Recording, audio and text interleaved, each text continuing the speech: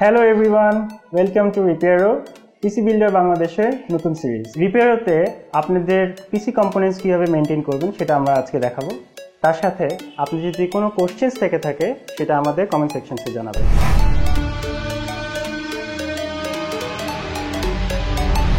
রিপেয়ারোর first এপিসোডে আমরা দেখাবো আপনাদের মেকানিক্যাল কিবোর্ড কীভাবে ক্লিন করবেন। মেকানিক্যাল কিবোর্ড ইউজুয়ালি অনেক ডিউরেবল এবং মেকানিক্যাল কিবোর্ড হচ্ছে গেমারদের জন্য অনেক আকর্ষণীয় একটা জিনিস। তবে মেকানিক্যাল কিবোর্ড মেনটেন করা অনেক ডিফিকাল্ট। আজকে আমরা দেখাবো step by step mechanical keyboard কীভাবে আপনারা ক্লিন করবেন। আজকে এপিসোডে আমাদের সাথে আছে কোর্সেরের mechanical keyboard K95 model. So অনেক বছর ধরে এটার ময়লা পড়ে আছে, তো আজকে আমরা এটা ক্লিন করব। চলুন শুরু করা যাক। এখন আমরা দেখাবো ক্লিন করার জন্য কি কি দরকার আমাদের। তার মধ্যে হচ্ছে স্পঞ্জ, টিস্যু পেপার, তারপর হচ্ছে গ্লাস ক্লিনার, তার সাথে কিছু স্ক্রুড্রাইভার সেট লাগবে, স্যাভলন আর কন্ট্যাক্ট ক্লিনার। এটা আমি পরে আসবো, এটা ভিডিওর শেষের দিকে দেখাবো কিসের জন্য। এটা বল অফ ওয়াটার, এখানে চাবিগুলি রাখবো দেখে পানি নিয়েছি। আর ভিম ডিশ ওয়াশার এটা লাগবে না। প্রথমে আমরা যেটা করব, আস্তে আস্তে আমরা চাবিগুলি খুলবো। তার আগে আমার হ্যান্ড রেস্টটা খুলতে হবে। তো আমরা এখানে যেটা করবো সেটা হচ্ছে খুব কেয়ারফুলি ঠিক ওপর দিকে টান দিব প্রত্যেকটা চাবি একটা একটা করে।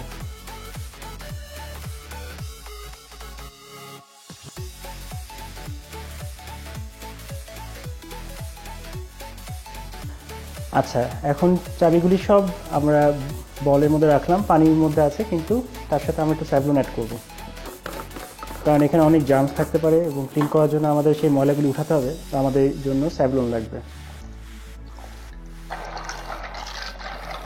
গরম পানি হলে আরও বেটার হতো, বাট অসুবিধা নেই, আমরা সময় নিয়ে করব। এগুলি ক্লিন করার জন্য আমরা এই কারণে স্পঞ্জটা ইউজ করছি এখানে। তো এটা এখন আপাতত ভিজুক কিছুক্ষণ, ময়লাগুলি একটু নরম হোক, তারপর আমরা একটু পরে এসে ধরবো এটা। আমরা কিবোর্ড দেখতে পাচ্ছি অনেক ময়লা পড়ে আছে। সো এখন যেটা করব সেটা হচ্ছে আমরা গ্লাস ক্লিনারটা নিব, কিন্তু ডেফিনেটলি এটা কিবোর্ডে ডাইরেক্ট স্প্রে করা যাবে না। সো আমরা যেটা করবো সেটা হচ্ছে টিস্যু পেপারে আমরা স্প্রে করব। তার আগে আমরা একটু টুথব্রাশ দিয়ে এই ময়লাগুলি ঝেড়ে নিব।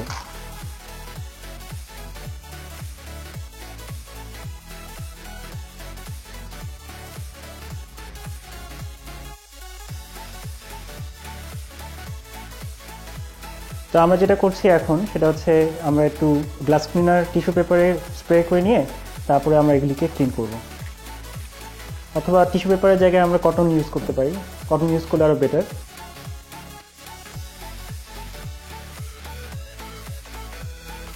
আমরা যেটা খেয়াল করবো সেটা হচ্ছে যে কোনোভাবে যেন আমাদের গ্লাস ক্লিনার কোনোভাবে যেন কিবোর্ডের ভিতরে যেন না যায়, কারণ ভিতরে যদি যায় তাহলে ম্যাল ফাংশন করতে পারে।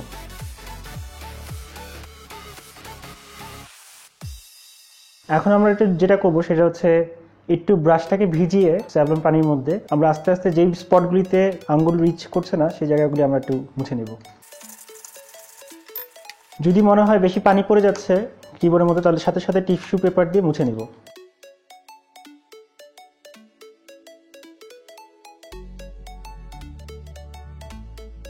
তো মোটামুটি আমরা দেখতে পাচ্ছি যে প্যানেলটা বেশ পরিষ্কার হয়েছে। তো এখন এটা আমরা সাইডে রেখে দিব। সো আমরা স্টার্ট করব পরের দিকে, সেটা হচ্ছে চাবিগুলি ক্লিন করব। আমরা এখন চাবিগুলি ধরবো, চাবিগুলি প্রত্যেকটা ধরে ধরে আস্তে আস্তে করে স্পঞ্জ দিয়ে আমরা ক্লিন করব।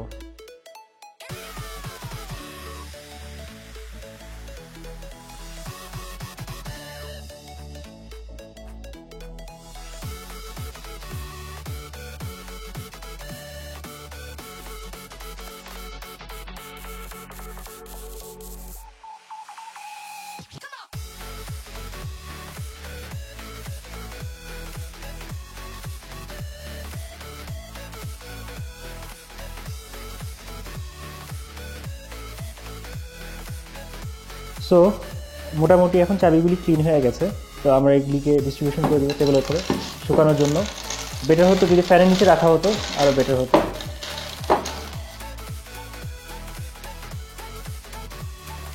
তো আমাদের আরেকটা জিনিস পরিষ্কার করা বাকি ছিল, সেটা হচ্ছে হ্যান্ড রেস্টটা। সো এটা করে নেব।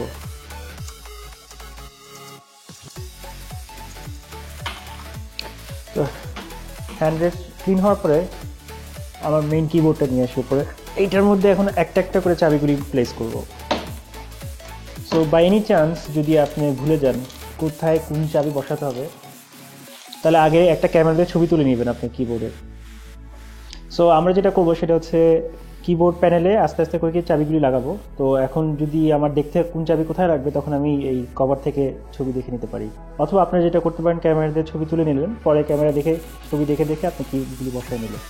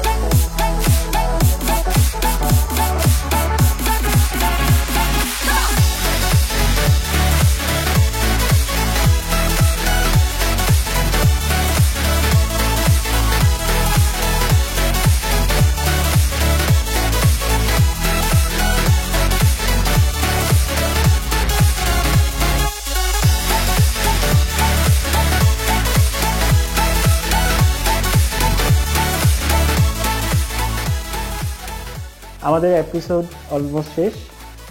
দেখা যাচ্ছে যে কিবোর্ডটি অলমোস্ট গুড অ্যাজ নিউ। আপনারা যদি নর্মাল কিবোর্ড ক্লিনিং প্রসেস দেখতে চান, আমাদের কমেন্ট সেকশনে জানাবেন। ভিডিওটি ভালো লাগলে লাইক করবেন, পছন্দ না করলে ডিসলাইক করবেন। প্রশ্ন থাকলে আপনার কমেন্ট সেকশনে জানাবেন, আর অবশ্যই সাবস্ক্রাইব করবেন।